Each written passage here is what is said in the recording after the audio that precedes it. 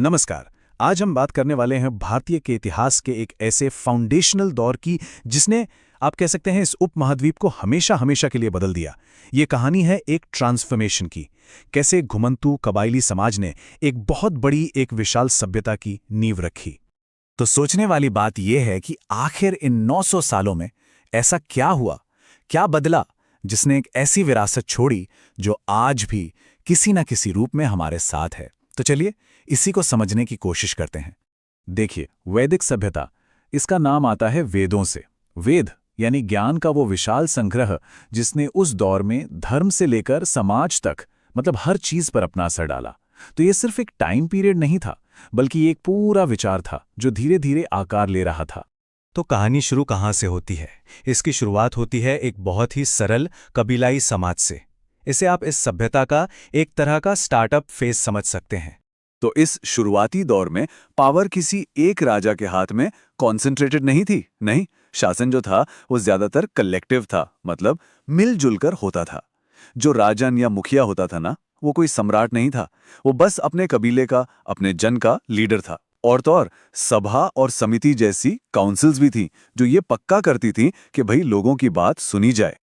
और बात करें अगर समाज की, तो सबसे दिलचस्प चीज थी इसका लचीलापन, इसकी फ्लेक्सिबिलिटी। हाँ, समाज में वर्ग तो थे, लेकिन वे पत्थर की लकीर जैसे कठोर नहीं थे।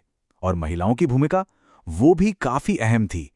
वो सिर्फ धार्मिक अनुष्ठानों में हिस्सा ही नहीं लेती थीं, बल्कि गार्गी और मैत्रेय जैसी कुछ महिलाएं तो अपनी विद्वता, अपनी नॉलेज के लिए दूर दूर तक जानी जाती थीं।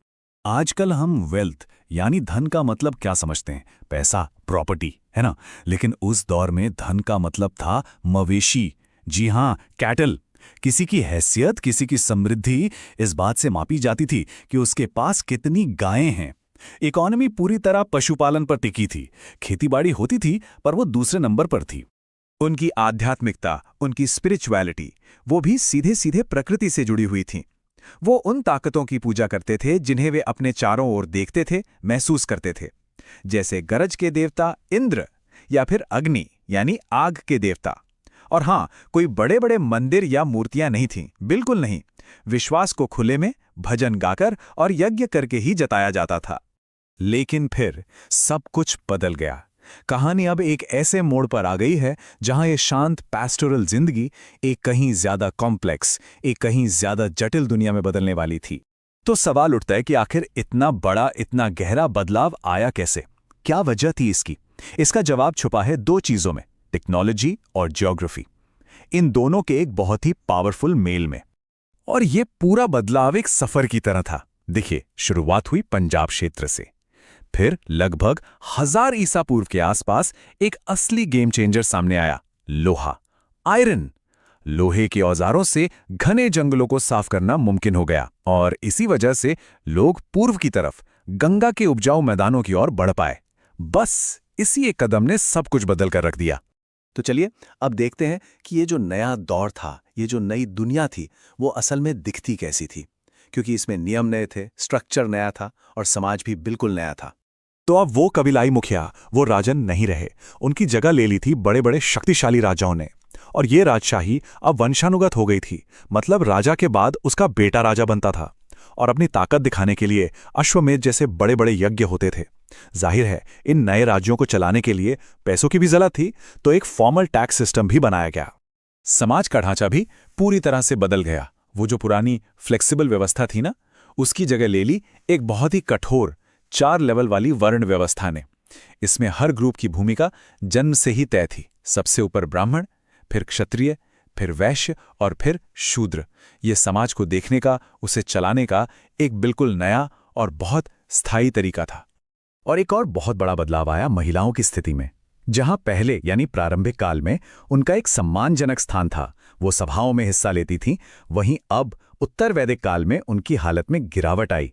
उन्हें धीरे धीरे पब्लिक लाइफ से बाहर कर दिया गया, उनके अधिकार कम हो गए। और ये उस दौर के सबसे बड़े सामाजिक बदलावों में से एक था। इकोनॉमी में भी आप कह सकते हैं एक क्रांति आ गई। अब दौलत का सबसे बड़ा सोर्स मवेशी नहीं बल्कि खेती थी, एग्रीकल्चर था। लोहे के हल ने सब कुछ आसान कर दिया। चावल जैसी फसलों की बम्पर पैदावार होने लगी। और इसी सरप्लस अनाज ने ही बड़े बड़े राज्यों, शहरों और व्यापार को जन्म दिया। सब कुछ जुड़ा हुआ था। धर्म के क्षेत्र में भी काफी विकास हुआ। एक तरफ वो जो प्रकृति पूजा की सादगी थी, उसकी जगह अब ब्राह्मण पुजारियों के जरिए होने वाले बड़े और जटिल यज्ञों ने ले ली। लेकिन इसी के साथ साथ एक बहुत गहरा इंटेलेक्चुअल मूवमेंट भी चल रहा था। ये था उपनिषदों का दौर, जिसमें ब्राह्मण, आत्मा, कर्म, इन जैसे गहरे फिलोसॉफिकल सवालों पर सोचा जा रहा था। तो अगर हम इन दो दौरों को साथ रखकर देखें तो तस्वीर बिल्कुल साफ हो जाती है। दो बिल्कुल अलग दुनियाएं, एक तरफ है वो अर्ध लोकतांत्रिक पशुपालक समाज और दूसरी तरफ है एक वंशानुगत कृषि पर आधारित बड़ा राज्य जो एक कठोर सामाजिक ढांचे पर बना है। सोचिए 900 सालों में कितना अविश्वसनीय बदलाव आया। तो सवाल यह है कि इस सब का स्थायी प्रभाव क्या रहा, इसकी लेगेसी क्या थी। चलिए देखते हैं कि इस प्राचीन युग ने आने वाले भारत के भविष्य की नींव कैसे रखी। वैदिक युग के कई विचार तो आज भी जिंदा हैं। इसी दौर ने हिंदू धर्म के कोर फिलॉसफी की नींव रखी। ब्रह्म, आत्मा, कर्म, ये सारे विचार यहीं से आए। वर्ण व्यवस्था भले ही आज उसका रूप बदल गया हो, लेकिन वो भारतीय समाज का एक गहरा हिस्सा बनी रही। और हाँ, उपनिषदों में जो दार्शनिक मंथन हुआ, उसी ने बाद में बौद्ध धर्म और जैन धर्म जैसे नए धर्मों के लिए एक इंटेलेक्चुअल बेस तैयार किया। और आखिर में हम इस सवाल के साथ अपनी बात खत्म करते हैं। इसमें कोई शक नहीं कि वैदिक सभ्यता ने भारतीय इतिहास के लिए एक बहुत मजबूत नींव रखी, लेकिन ये एक कॉम्प्लेक्स लेगेसी भी छोड़ गई। इसने हमें गहरा दर्शन दिया तो वहीं एक कठोर सामाजिक हायरार्की भी बनाई। ये एक ऐसी नींव थी जिस पर एक महान सभ्यता तो बनी, लेकिन शायद इसके भीतर असमानता के बीज भी थे। एक ऐसा तनाव जिसकी गूंज हमें भारतीय इतिहास में बार बार सुनाई देती है।